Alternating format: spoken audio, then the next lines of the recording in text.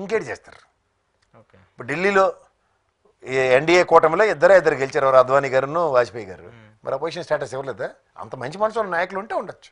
Okay. వీళ్ళు మేము మిమ్మల్ని ఏమనం, మిమ్మల్ని తిట్టం కొట్టం అని రాసి ఇచ్చి అందరితో ప్రతిజ్ఞలు చేయించి మీటింగ్లు పిలిచి వాళ్ళందరినీ ఏమనొద్దని చెప్పారట పవన్ కళ్యాణ్ గారు. మమ్మల్ని ఏమనొద్దని చెప్పారు గౌరవ చంద్రబాబు నాయుడు గారు అని చెప్తున్నారు కదా.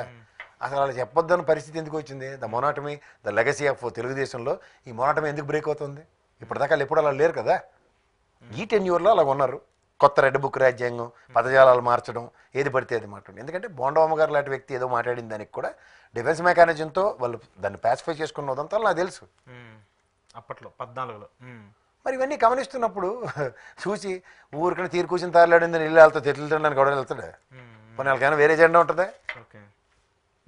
సేమ్ స్టాండర్డ్ ఫామ్లే కదా. తల్లికి చెల్లికి అన్యాయం చేసిన వారు, డాక్టర్ గారికి మాస్క్ ఇవ్వలేదు, బైబిల్ ఖురాను భగవద్గీత వాళ్ళది అదే కదా. 5-6 పాయింట్లు పట్టుకున్నాను, ఎవరు 6 బుల్లెట్ పాయింట్లు వాళ్ళు ఇస్తారు ఎవరో తర్వాత విషయం. కానీ సో ఏంటి ఇప్పుడు సూపర్ 6కి ఈ బడ్జెట్కి అలొకేట్ చేస్తారని మీరు నమ్ముతున్నారా? అవుతాయా?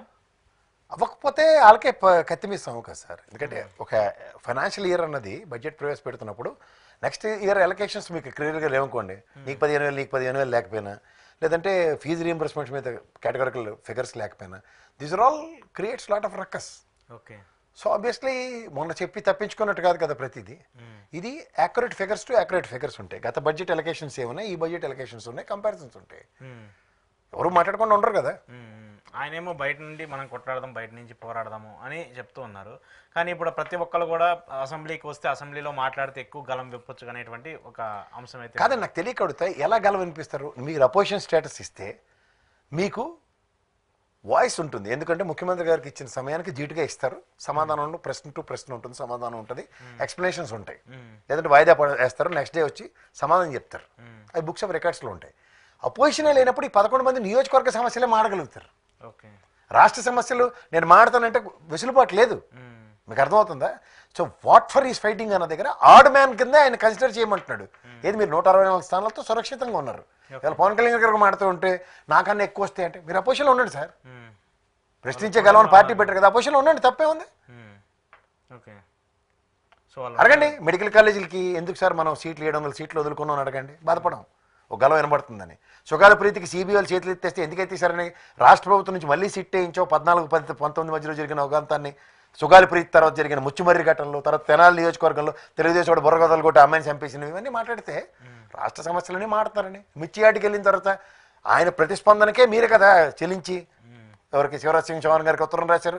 గత 4 సంవత్సరాల్లో మిర్చి రేట్లు అగ్రిగేట్ 20,000 మెన్షన్ చేసింది, 26,000 తక్కువ పలికిందని మీ ఉత్తరంలోనే ఉన్నాయి కదండి.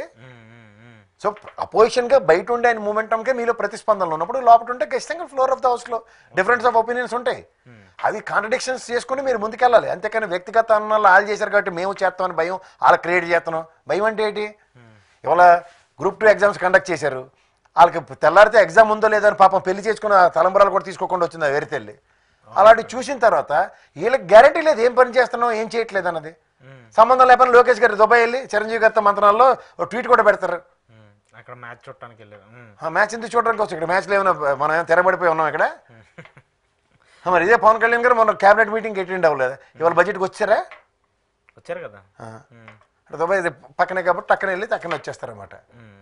మరి చిరంజీవి గారికి ఎప్పుడు లేని ఆట మీద అంత శ్రద్ధ ఎందుకు వచ్చింది? మరి ఈ మధ్యన విజయసాయిరెడ్డి గారు రాజీనామా చేశారు కదా. కాదండి మీరు ఏమైనా గమనించండి. ఆయన క్లియర్ గా చెప్పాడు కదా. ఏమని ఏ సమాచారం ప్రెస్ మీట్ పెట్టి ప్రశ్న అడ్రస్ చేశాడు. సినిమా పొగటి సినిమా ఫంక్షన్ లో మాట చెప్తే అదేమన్నా అథెంటికేషనా? క్లియర్ చెప్పాడు, నేను రాను, నాకు వచ్చే అవకాశం కూడా నాకు ఇష్టం, చాలా సార్లు నన్ను ప్రెజర్ పెట్టినా కూడా నాకు రావాలని లేదు అన్నాడు కదా. ఇప్పుడు అరటిపండు ఒలిచి పెడితే ఎవరు తినరండి. ఓకే. సో ఆ సీటు కోసం ఇప్పుడు ఇవన్నీ చర్చలు జరుగుతాయి. మరి లేకపోతే ఇప్పుడు రాత్రి పవన్ కళ్యాణ్ గారు చిరంజీవి గారును లోకేష్ గారు ఎప్పుడు ప్రతిసారి పాకిస్తాన్ మ్యాచ్ అయినప్పుడు వెళ్ళిపోయారని ఉదంతా లేవు చెప్పమనండి. లేదు సార్, అది ఏది మీరు నాకు చెప్తారు సార్, నేను చూస్తూ రాజకీయాలు చూస్తున్నా. జరిగింది ఇప్పుడు ఉదాహరణగా ఎవరో అమీర్ ఖాన్ ఉన్నాడు, ఆ పాత టీ షర్ట్ వేసుకునే సెమీఫైనల్ రోజు ఏ బట్టలు వేసుకున్నా, ఫైనల్ కూడా అదే బట్టలు వేసుకుని వెళ్ళినంత చరిత్ర ఉంటే మనం మాట్లాడాలి. లేదా రాహుల్ గాంధీ ప్రతిసారి క్రికెట్ మ్యాచ్కి ప్రియాంక గాంధీ వెళ్తారు. ఇలాంటి లెగసీ ఉంది కాబట్టి వీళ్ళు వెళ్తున్నారంటే చెప్పొచ్చు.